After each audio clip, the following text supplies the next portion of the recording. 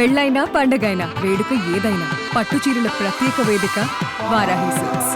Hi hello welcome to Suman TV. నేను మీ రోషన్. ప్రస్తుతం నాతో పాటు ఉన్నారు ఆంధ్రప్రదేశ్ మాజీ lit club chairman and YSRCP అధికార ప్రతినిధి కాకుమాన్ రాజశేఖర్ గారు. సో రాజశేఖర్ గారు నమస్తే. నమస్తే. ఏంటి వైసీపీ క్యాడర్ లో కావచ్చు, వైసీపీ నాయకుల్లో కావచ్చు కొంత జోష్ తగ్గిందని చెప్పుకోవచ్చా? ముఖంలో కలంత పోయింది పూర్తిగా, నాయకులకైతే పూర్తిగా ఏం తగ్గలేదు. రెట్టింపు ఉత్సాహంతో ఈరోజు వైఎస్ఆర్ కాంగ్రెస్ పార్టీ కేడర్ పనిచేస్తా ఉంది. ఎందుకు? అరెస్టుల వల్ల? అరెస్టులు అనేటువంటిది ఇక అది రాజకీయాల్లో ఒక భాగం అది. ఎందుకంటే గతంలో తెలుగుదేశం పార్టీ అధికారంలో ఉన్నప్పుడు కానీ చంద్రబాబు నాయుడు గారు అప్పుడు కూడా ఇలాంటి కేసులు ఉన్నాయి. మేము కూడా అనేక సందర్భాల్లో కోర్టులకు తిరిగిన 10 సంవత్సరాలు 5 సంవత్సరాలు 4 సంవత్సరాల అనేక కేసుల్లో మేము కోర్టులకు కూడా తిరిగి అలసిపోయినాం. కాబట్టి ఇవన్నీ మామూలే కేసులు ఉండడం అనేటువంటిది. బట్ ఇవన్నీ కూడా ప్రజలు గమనిస్తా ఉన్నారు. కొంత రాజకీయాల్లో ఉన్నప్పుడు కొంతమంది విమర్శలు చేసుకోవడం, హద్దు మీరు కూడా చేసుకోవడాలు, ఒకళ్ళు చేశారని మరొకరు చేస్తుంటారు ఏ పార్టీ అని. కానీ ఆ విధానం అనేది ఫస్ట్ వైఎస్ఆర్సీపీ పార్టీ అలవాటు చేసింది అనే మాట వాస్తవం కదా. ఎందుకంటే గత 4-4.5 సంవత్సరాల క్రితం చూసుకుంటే వైసీపీ నాయకులు కెమెరాలు పెట్టినా, మైకులు పెట్టినా వాళ్ళ ఒంటెద్దు పోకళ్ళ దూకుడు చూస్తుంటే ఈ రోజు మాట్లాడే మాటలకు తీరు చూస్తుంటే కంప్లీట్ గా మొత్తం మారిపోయిందని చెప్పుకోవచ్చు కదా. అసలుకి ఏదైనా కూడా అది యాక్షన్ ఉంటేనే రియాక్షన్ ఉంటుంది.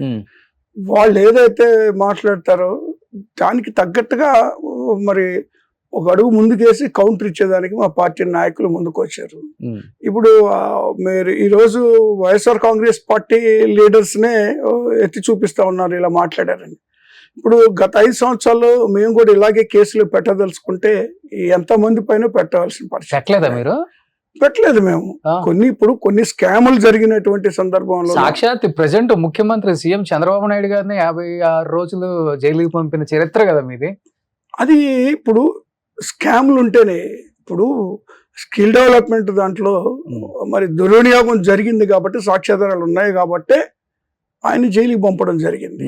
Present home minister SC ST atrocity ఎన్ని కేసులు పెట్టారు ఆమె మీద?